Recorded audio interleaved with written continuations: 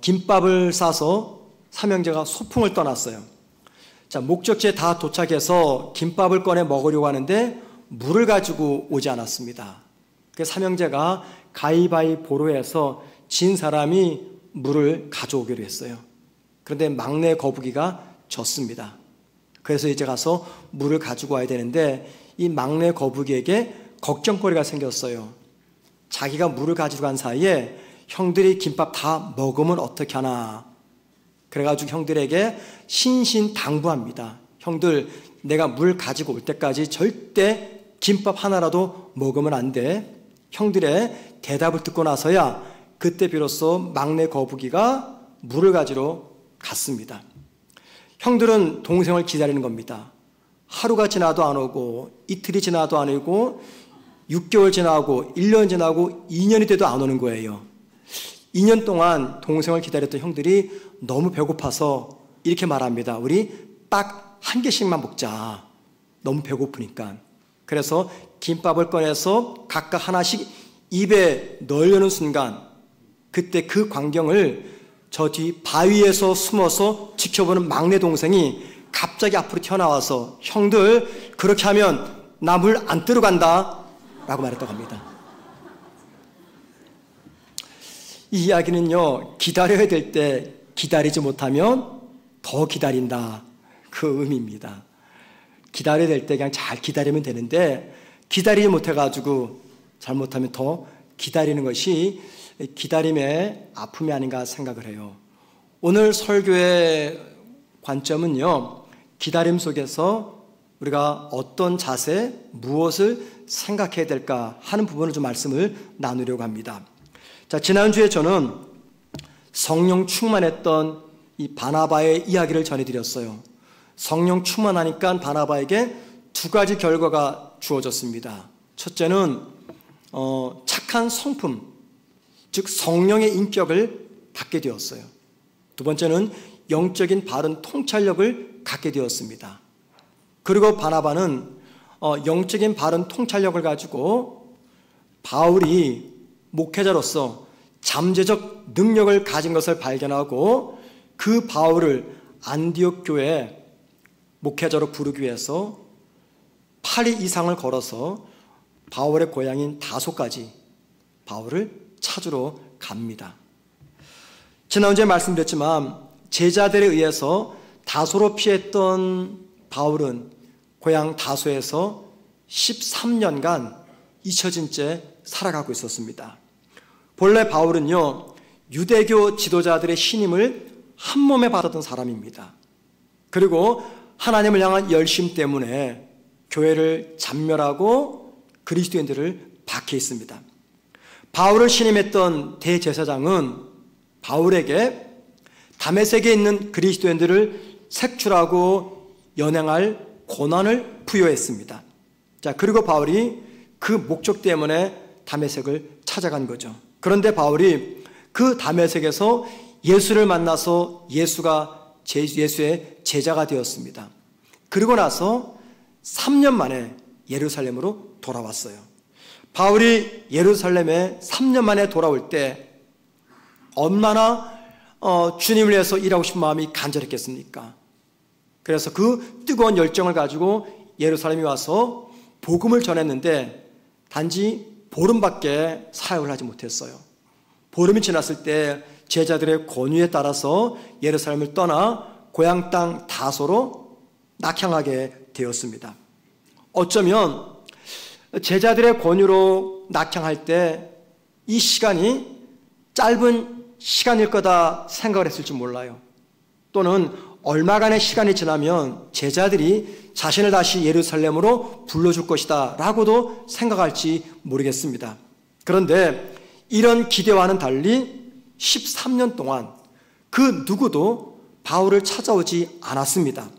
이 말은요, 바울을 필요로 한 사람이 없었다 그 말입니다.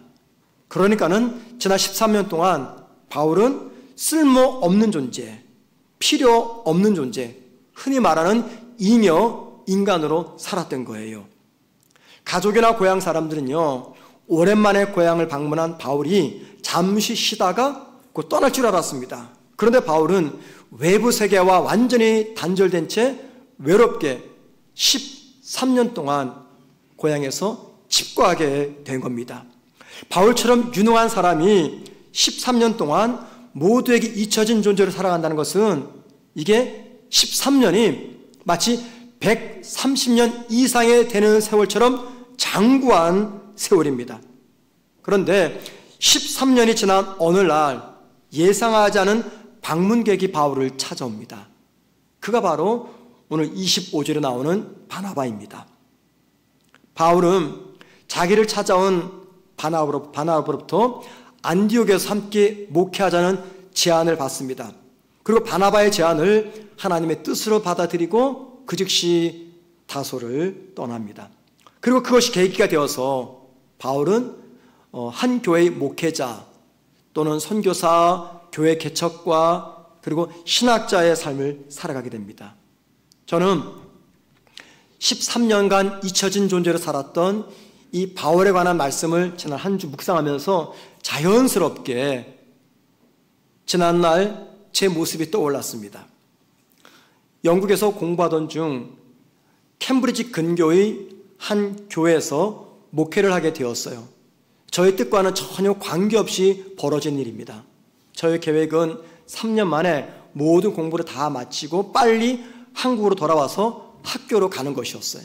이게 저의 꿈이었습니다. 그런데 하나님이 저를 코너로 몰아놓고 목회를 거부할 수 없도록 만드셨기 때문에 마지못해서 목회를 시작했습니다.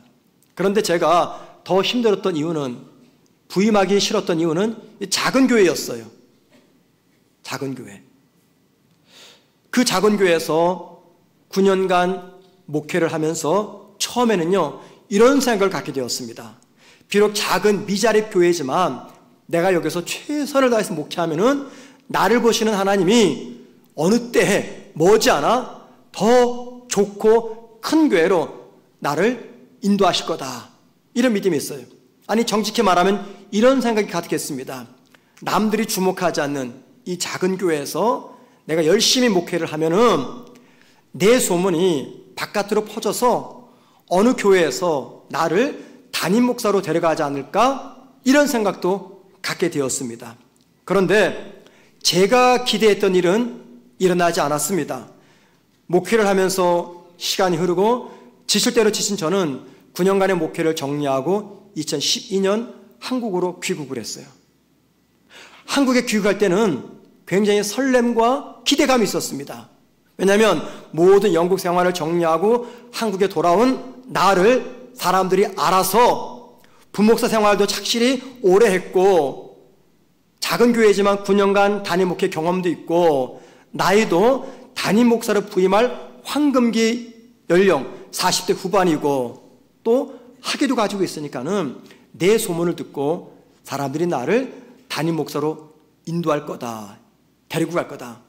그 교만함 때문에 여기저기서 들어오는 학교 강의도 다 차단해 버렸습니다. 하나님은 분명히 사람들에게 내 소문을 내게 하셔서 나를 데리고 갈 것이다. 그런데 그런 일은 일어나지 않았습니다. 목회를 시작할 때나 한국에 귀국해서 시간을 보낼 때 처음에는 힘들지 않았어요. 처음에는요, 설렘과 기대감이 있었습니다. 왜? 하나님이 나의 모습 보고 더 좋은 환경의 목회지로 옮겨주실 것이다 라는 설렘과 기대감이 있었어요. 그런데 기다림의 시간이 점점 길어지면서 지치기를 시작합니다. 나중에는 기다리는 시간이 불안과 고통의 시간으로 바뀌어버렸습니다. 여러분, 지금 제가 왜 이런 말씀을 드리는 줄 아십니까? 무언가를 기다리는 처음은요, 설렘과 기대감이 있습니다. 설렘과 기대감이 있어요. 그런데 그 기다림의 시간이 길어지게 되면 그 시간은 지루함과 불안과 고통의 시간이 된다는 것입니다. 바나바가 방문하기 전까지 13년 동안 모든 사람에게 잊혀진 존재로 살아갔던 바울의 심정이 어땠을까요? 13년 동안. 그리고 바울은 어떻게 해서 길고 지루한 13년의 시간을 지나갈 수가 있었을까요?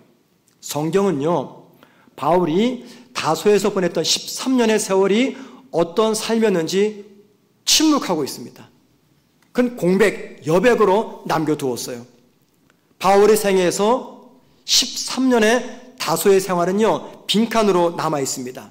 만약에 소설가라고 한다면요, 빈칸으로 남아있는 그 바울의 생애를 상상력을 동원해서 아주 재미있게 흥미진진하게 글을 풀어 만들 겁니다. 그런데 저와 여러분은 소설가가 아닙니다. 따라서 빈칸으로 남아있는 13년의 다소에서의 시간을 무작정 상상해서만은 안 됩니다. 그런데 만약에 저와 여러분에게 바울이 그 13년 동안 어떻게 살았는가라는 궁금증이 있고 그 빈칸을 채우고자 한다면 상상력이 아니라 바울이 이후에 썼던 그의 서신서들을 통해서 찾아볼 수가 있습니다. 그리고 바울이 13년 동안 어떻게 살았는지 서신서를 통해서 우리가 추적하게 되면요, 4가지 모습을 발견할 수가 있어요. 첫 번째, 바울은 다소에서 13년 동안 가업에 종사하면서 생계를 꾸려나갔습니다. 가업에 종사하면서. 여러분, 바울의 가업, 즉 조상대대로 물려내려온 가업이 무엇이었습니까? 천막 만드는 거였어요. 요즘 우리말로 말하면 집 짓는 겁니다. 바울은 13년 동안 고향 다소에서 가업을 물려받아서 부모님과 함께, 형제들과 함께 천막을 치면서 평범한 일상을 보냈던 겁니다. 어떻게 짐작하냐고요? 바울이 나중에 쓴 서신서에 보면은 바울이 선교사의 삶을 살다가 선교비가 떨어지면 스스로가 천막을 만들어서 선교비와 생활비를 충당했다라고 말합니다. 바울이 다소를 떠나 예루살렘으로 유학할 때는요, 어린 10대 소년이었습니다. 그 10대 소년이 무슨 천막을 지을 수가 있겠습니까? 공부만 했는데 나중에 고향으로 돌아와서 13년 동안 다소에서 집거하면서 그런 부모 형제를 따라서 천막 만들어 배웠고 그것이 그의 일상이 되었던 겁니다. 두 번째, 바울은 다소에서 13년 동안요, 기도와 성경 연구로 시간을 보냈을 겁니다. 자, 바나바가 방문했잖아요. 그리고 그 바나바를 따라서 다소를 떠났습니다. 자, 그리고 나서 10년이 지난 즈음에 바울은 오늘 우리 성경에 기록되어 있는 편지를 쓰기 시작합니다. 그런데 여러분, 바울이 쓴 서신서는요, 탁월한 신학 서적입니다. 목회 자료고요, 선교 보고서입니다. 바울은 이 서신서들을 조용한 연구실이나 신학자들이 즐비한 신학 도서실에서 쓰지 않았습니다. 복잡한 시장터에서, 이곳저곳을 여행하면서, 감옥에서, 천막을 만들면서 다양한 사람들을 만나는 가운데 이 서신서들을 썼습니다. 그런데 그렇게 쓰여진 그 서신서들은요, 마치 조용한 도서실이나 혹은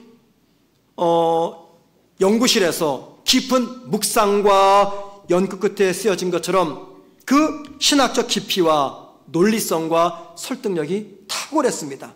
특별히 바울은요, 구약 성경을 토대로 해서 자신이 만난 주님이 어떤 분인가를 13년 동안 연구했습니다.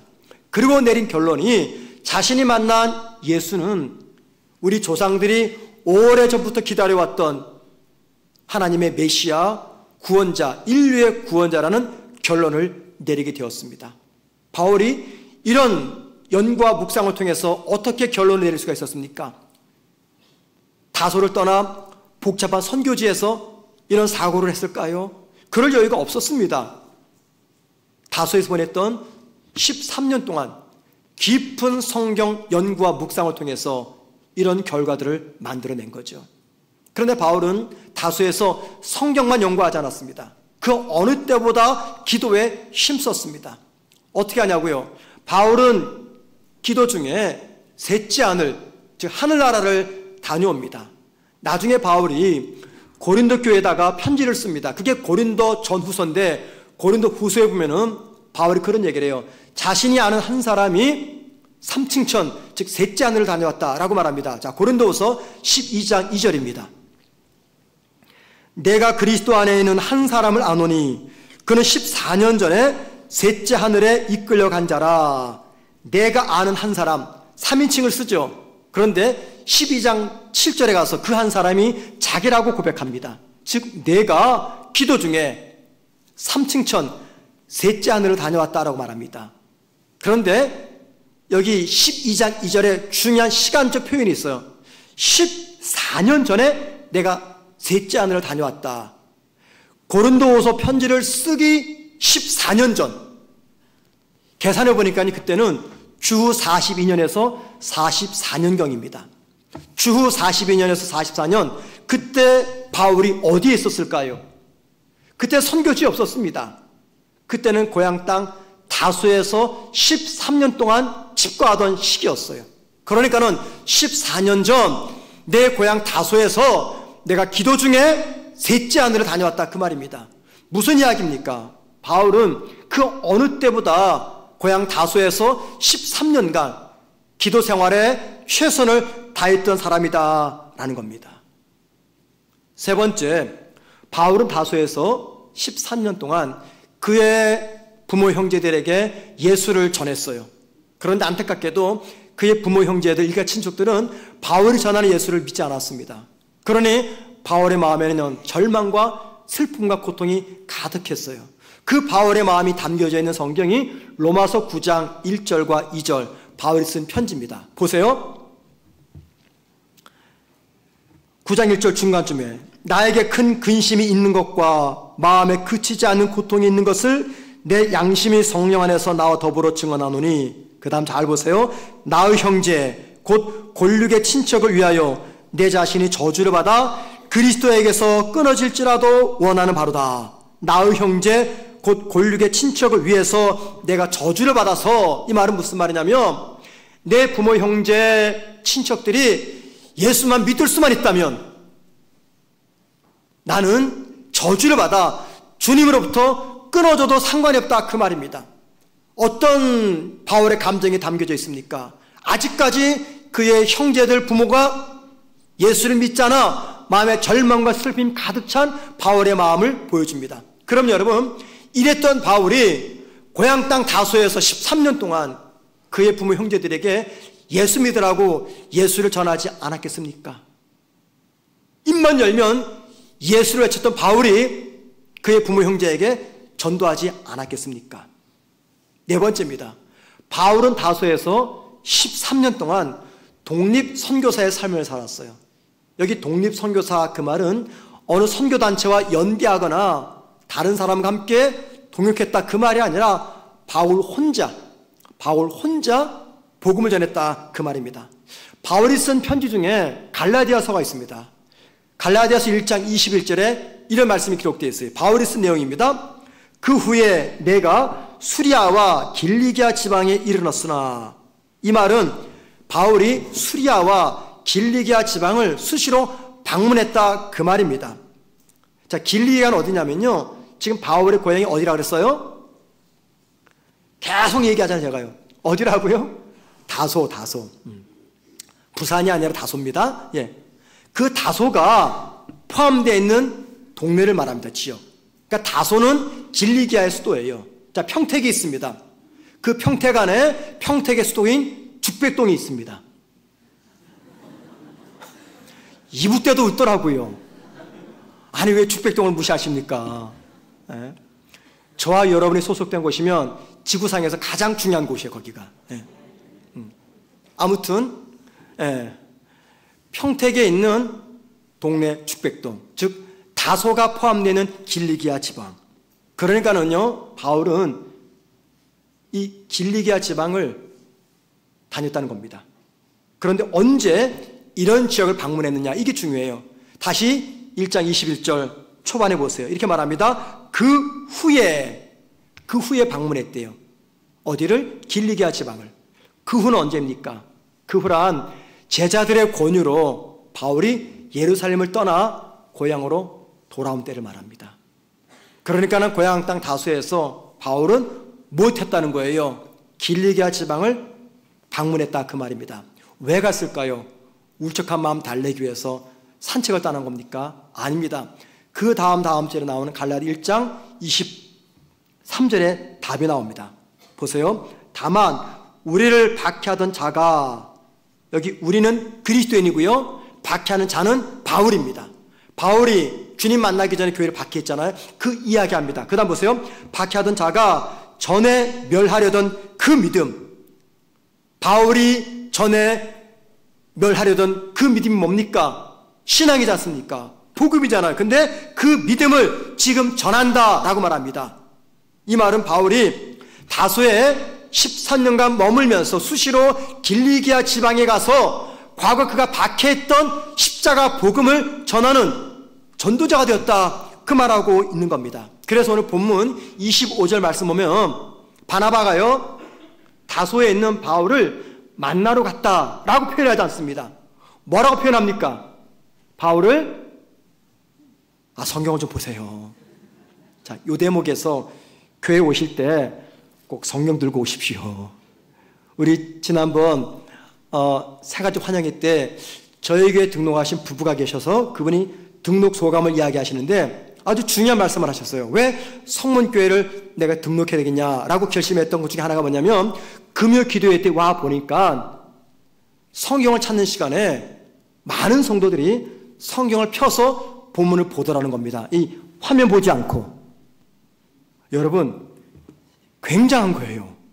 우리가 성경 하나 들고 왔는데 그 모습 때문에 누군가는 교회를 선택하는, 지상에서 가장 좋은 교회를 선택하는 축복을 드린 거라는 겁니다. 예. 그러니까 성경 들고 오시고요. 자, 25절 말씀, 바나바가 바울을 어떻게 했답니까? 찾으러 갔다 말이다. 만나러 갔다 말하지 않고 찾으러 갔다. 왜 이런 표현을 쓸까요? 바울은요, 한 번 가면 만날 수 없는 사람인데 그 말이에요. 왜? 수시로 전도 여행을 다녔기 때문에 만날 수가 없는 겁니다.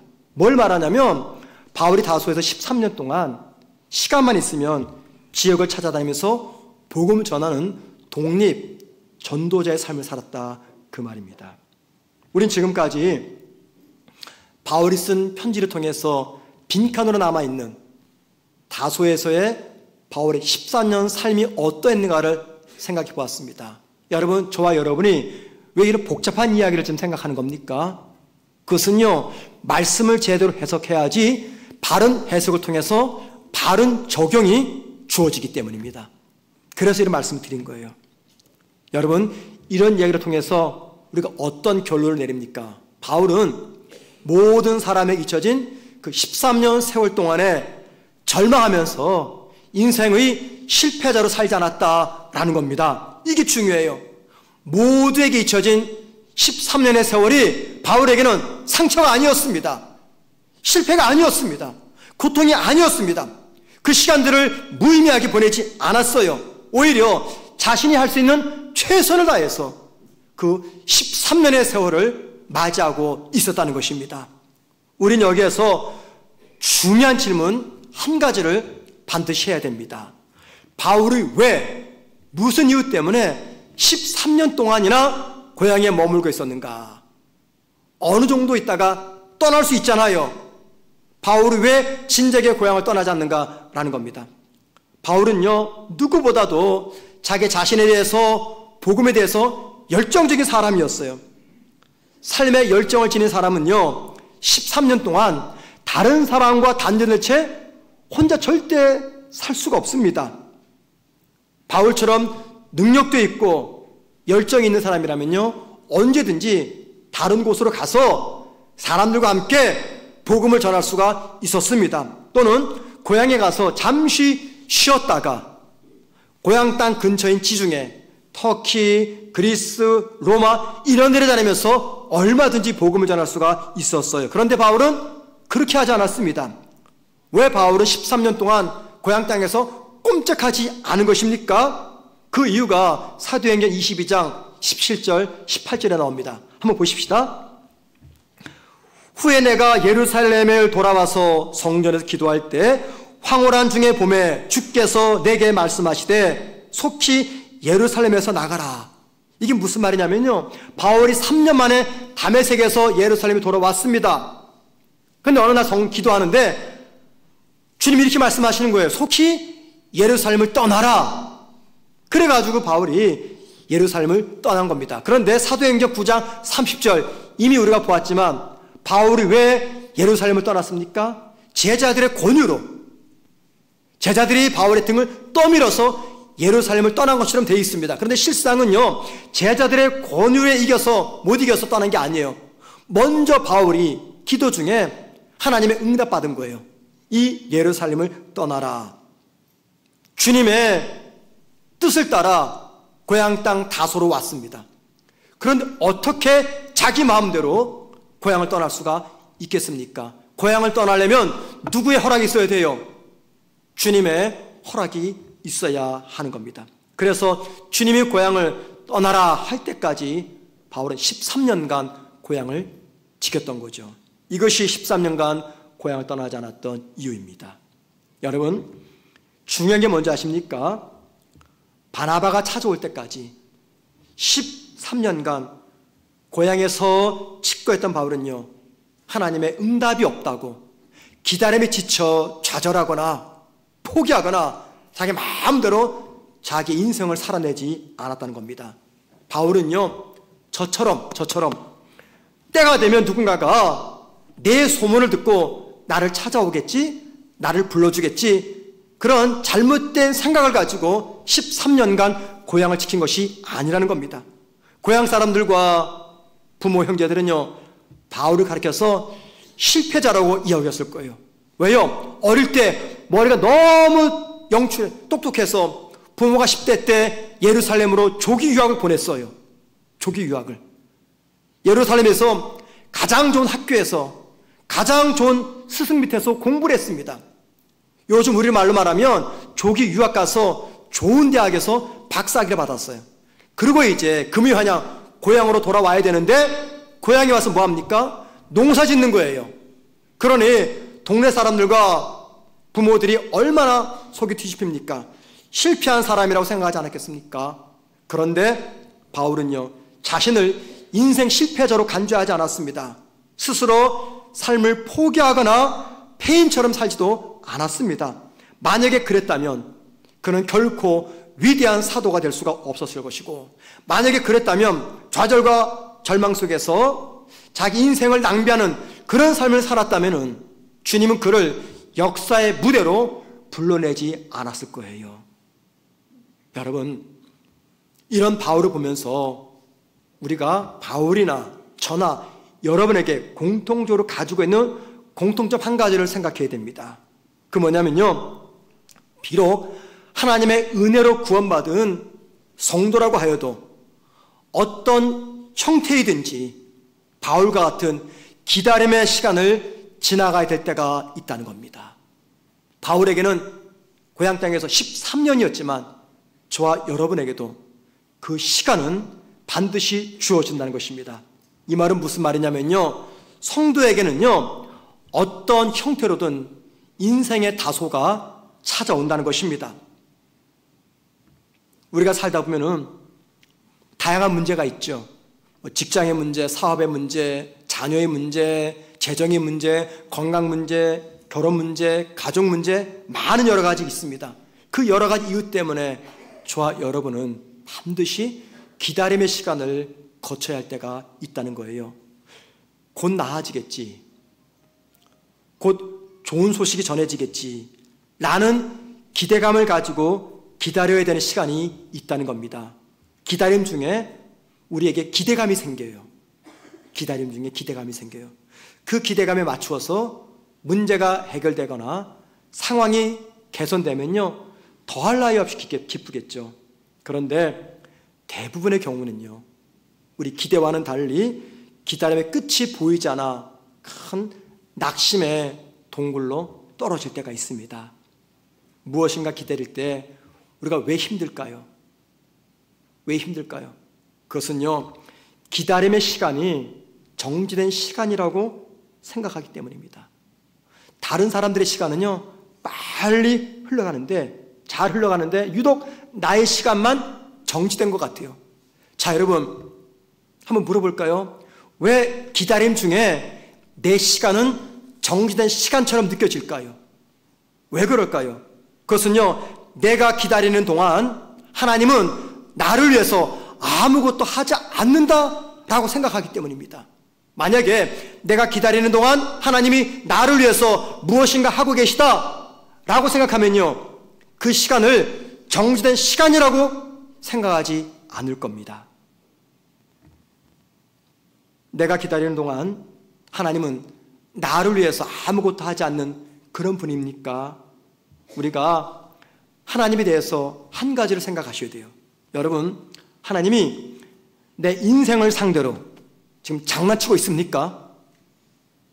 하나님이 성품이 고약해서 고의적으로 나를 힘든 상황 속으로 모시는 겁니까? 만약에 하나님이 그런 분이 아니라고 믿는다면 다음 질문을 던져야 됩니다. 그러면 왜 하나님이 내게 인생의 다소를 만나게 하신 것인가? 하나님 왜 나한테 기다림의 시간을 허락하신 것인가? 여러분, 왜 그럴까요? 하나님이 저와 여러분에게 인생의 다소를 주신 이유 뭐 때문일까요? 이렇게도 생각해보고 저렇게도 생각해보고 여러 방면으로 생각해볼 때 결국엔요, 저는 그래요. 결론은 하나죠. 하나의 결론만 남아요. 왜 하나님이 내 인생을 힘들게 하시는 것인가? 왜 하나님 나한테 인생의 다소를 주시는 것인가? 여러 가지 가능성을 추측해보건데 마지막에는요, 한 가지밖에 답이 안 나와요. 그것은 기다림의 다소 속에서 나를 당신의 강한 일꾼 만들기 위해서, 나를 더 성숙한 당신의 자녀로 만들기 위해서 인생의 다소를 주신다는 겁니다. 우리가 산행을 하다 보면은요, 산에서 다양한 형태의 나무들을 만나게 됩니다. 산 중턱이든 산 정상이든 다양한 형태의 나무로, 특별히 소나무를 만날 때가 있어요. 쭉쭉 뻗은 소나무도 있고요, 등이 굽은 소나무도 있습니다. 한번 사진 보여주시겠어요? 여러분, 이게 쭉쭉 뻗은 소나무입니까? 등이 굽은 소나무입니까? 등이 굽은 소나무예요. 산행하다 보면은요, 다양한 형태의 나무를 만나게 됩니다. 그런데 여러분, 그거 아세요? 쭉쭉 뻗은 소나무 나무들은요, 다 대들보감으로 잘려나갑니다. 그런데 등이 굽은 소나무는요, 사용할 용도가 없어요. 저 어디다 쓰겠습니까? 용도가 없어요. 그래서 그 자리에서 우직하게 산을 오랜 세월, 죽을 때까지 지키는 거예요. 그래서 우리 속담에 이런 말 있죠.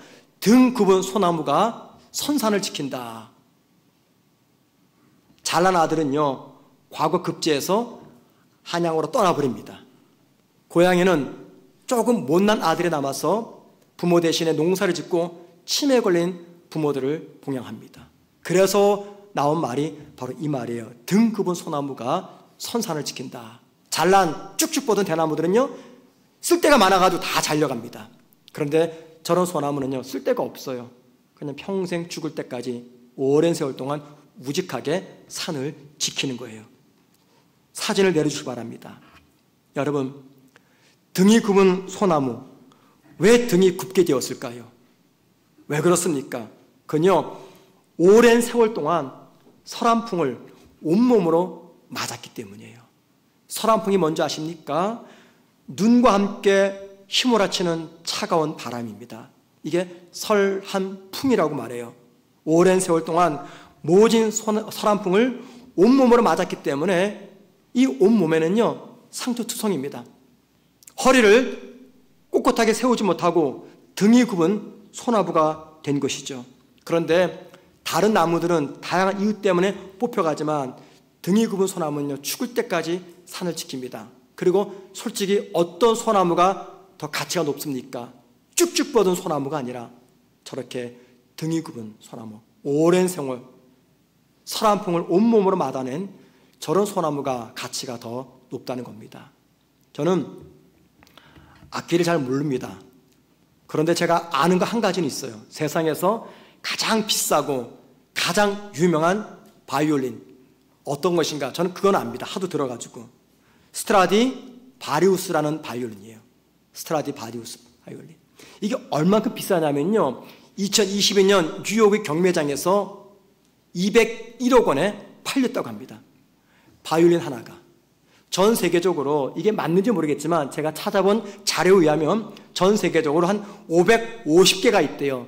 그런데 실제 연주회 때 쓰는 악기는 한 100개 정도가 된다고 합니다. 너무 귀해서 집안에 갑오로 그냥 보관만 하고 있을 정도로 비싸고 가장 유명한 바이올린입니다. 그런데 여러분, 이 바이올린이 어떤 나무로 만들어지는지 아십니까? 가문비 나무와 단풍나무로 만들어진대요. 근데 보통의 가문비 나무가 아니라, 또 보통의 단풍나무가 아니라 산 정상에서 오랜 세월 동안 모진 설한풍을 온몸으로 맞아서 상처투성이고 등이 굽어 휘어진 그런 나무를 통해서 이 바이올린을 만들다고 합니다. 왜냐하면 그런 나무에게서 가장 아름다운 소리가 나오기 때문이라고 이야기를 해요. 오랜 시간 동안 설한풍을 온몸으로 만든 등급은 나무가 귀하게 쓰임받듯이 우리 인생의 참 열매는요, 인생의 겨울을 지나면서 더욱 견고해지고 더욱 풍성해집니다. 하나님이 당신의 사랑하는 자녀들을 인생의 다소로 보내신 이유가 바로 이것 때문입니다. 우리가 피하고 싶어하는 인생의 다소, 설한풍, 이 모든 것들을 거쳐야 저와 여러분이 하나님을 위해서, 사람을 위해서 귀하게 쓰임받는 나무가 되기 때문입니다. 2023년 한 해 동안에 온몸으로 설한풍을 품고 인생의 다소를 지나가는 그런 분들이 계십니까? 그것이 경제적인 설한풍이든 건강상의 설한풍이든 가족, 자녀, 인간관계의 설한풍이든 그 어떤 설한풍이든 그 앞에서 결코 좌절하거나 낙심하거나 포기하지 마시기 바랍니다. 제가 단언컨대 제가 진리를 여러분께 말씀드릴 수가 있습니다. 지금의 시간, 인생의 다소를 만났고 설한풍을 만난 지금의 그 시간이 지나고 나면 분명히 우리 모두는요, 내 삶에 인생의 다소 설한풍을 주신 하나님께 감사하게 될 겁니다. 만약에 지금 내가 인생의 다소에서 설한풍을 맞고 있다면 이렇게 생각하시면 돼요. 주님께서 나에게 새로운 인생의 봄을 주시려나 보다 라고 말이죠. 설한풍이 불어오는 인생의 다소 한복판에서 봄이 오기를 기다리는 분이 계십니까? 내 인생의 봄이 오기를. 인생의 봄이 오기를 기다리는 분은요, 기다리는 동안에 하나님이 아무것도 하지 않는다 생각하지 마셔야 됩니다. 다소에서 기다리는 그 시간이 정지된 시간이라고도 오해하지 마셔야 됩니다. 설한풍을 맞고 있는 이 시간이 내 인생에 아무런 의미 없는 시간이라고도 생각하지 마셔야 됩니다. 대신에 다소의 한복판에서 설한풍을 온몸으로 맞으면서 내가 무엇을 해야 되는지, 하나님 말씀에 순종할 것은 무엇인지 하나님께 묻고 그 답을 찾으셔야 됩니다. 지금 인생의 다소에서 설한풍을 만난 분이라면요, 꼭 기억할 것이 있어요. 길고 지루하고 힘든 그 시간을 내가 어떻게 지나갈 것인가. 아무것도 하지 않은 채 그냥 무기력하게 지나가시겠습니까? 아니면 사람 탓하고 세상 탓하면서 좌절만 하고 계시겠습니까? 아니면 하나님 언제까지입니까? 하면서 하나님만 탓하면서 하나님의 침묵을 원망하시겠습니까? 아니면 내 인생에 아무런 답도 주지 못하고 도움도 주지 못하는 세상의 것을 붙잡고 하나님 모르는 세상 사람처럼 그렇게 살아 계시겠습니까? 아니면 아는 인맥 다 동원해서 사람들에게 줄을 대면서 살아가시겠습니까? 여러분, 바울이 지금 저와 여러분에게 어떤 답을 알려주고 있습니까? 인생의 다소를 만났을 때, 설한풍을 만났을 때 어떻게 해야 된다고 답을 알려주고 있습니까? 바울은 13년의 기다림 속에서 아무것도 하지 않은 채 무기력하게 지나가지 않았습니다. 세상에 정신을 쏟으면서 세상 사람과 똑같이 살아가지 않았습니다.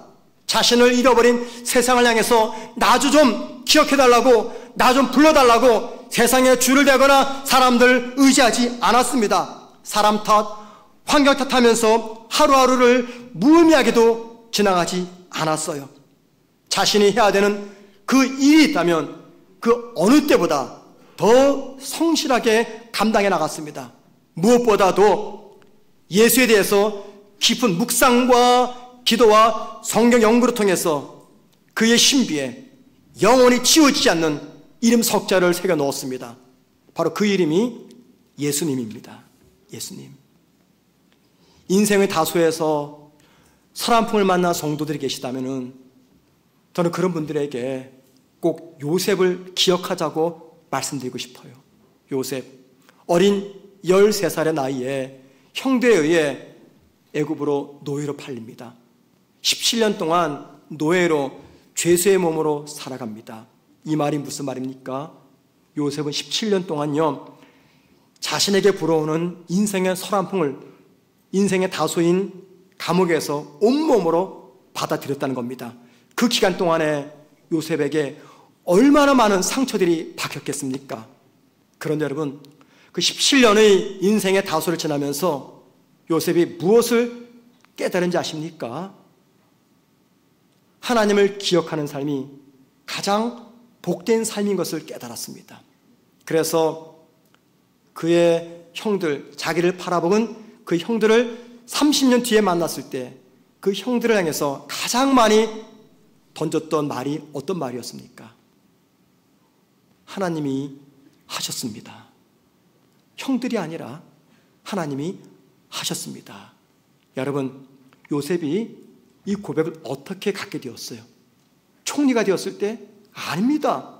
17년간의 인생의 다소에서 가장 복된 삶이란 하나님을 기억하는 삶이다 라는 것을 깨달았기 때문입니다. 인생의 다소에서 하루도 쉬지 않고 찾아오는 인생의 서람풍을 만나면서 뭘 깨달았습니까?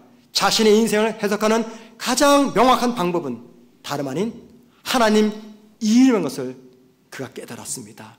이 변화는요, 17년 동안 인생의 다소에서 서람풍을 온몸으로 감당했던 결과입니다. 그러므로 여러분, 우리 모두 용기를 좀 가졌으면 좋겠습니다. 저와 여러분도 살다 보면은 인생의 다소 서람풍을 만납니다. 2023년 인생의 다소 만난 분도 계시고 또 예측할 수 없는 그때 만날 분도 계실 겁니다. 그때 그것들을 두려워하지 마십시다. 내 삶에 불어오는 매서운 서람풍, 끝이 보이지 않는다고 낙심하지 마십시다. 대신 하나님은요, 이 모든 과정 속에 내가 무엇하기를 바라시는지 생각하십시다. 하나님이 뭘 기대하실까요? 이 모든 상황 속에 전능하신 하나님의 이름 석자를 나의 신비에 새겨놓는 것입니다. 하나님을 기억하는 삶이 가장 복된 삶임을 고백하게 되는 것입니다. 여러분, 내 인생을 해석하는 가장 중요한 단어, 그게 뭡니까? 하나님입니다. 왜냐하면 성도가 이 세상에서 가장 능력 있고 권세 있게 사는 방법은 하나님의 이름을 붙잡고 사는 길이기 때문입니다. 2023년 우리가 살아온 1년의 그 삶, 여러분 어떻게 해석하시겠어요? 어떻게 이해하시겠습니까? 왜 나한테 인생의 다소가 찾아왔고 왜 나한테 매서운 서람풍이 불어왔는지 어떻게 이해하고 해석하시겠어요? 하나님을 통해서 이해하고 해석하셔야 됩니다. 하나님이 왜 나를 다소 광야에 보내셨는지 잘 모르겠습니다. 하나님 왜 나한테 인생의 매서운 서람풍을 맞게 하셨는지 잘 모르겠습니다. 그런데 여러분, 저와 여러분이 그 가운데서도 하나님의 이름 석자를 신비에 새기고 그 이름 붙잡게 되면요, 왜 하나님이 나한테 그러셨는지 이유를 알게 됩니다. 그게 무엇입니까? 한 단어를 떠올리시면 됩니다. 정금입니다. 정금. 저와 여러분을 아무런 불순물이 없는 정금 같은 깨끗하고 온전한 하나님의 사람으로 세우기 위해서 인생의 다소를 주셨고 서람풍을 만나게 하신 겁니다. 어쩌면 올 1년 편안하게 지나오신 성도들 계실 거예요. 하지만 새롭게 맞이하는 2024년 어떤 일들이 내 앞에 기다리고 있을지 모를 겁니다. 여러분, 내 삶이 좋던지 아프던지 힘들던지 즐겁던지 중요한 것은요, 내 신비에 하나님의 이름 석자를 새겨놓는 것입니다. 그 이름 가지고 지나온 2023년 해석하시고 다가오는 2024년 맞이하기를 주의 이름으로 축원을 드립니다. 말씀 기억하면서 함께 찬양하실 때 광야를 지나며 우리에게 찾아온 인생의 다소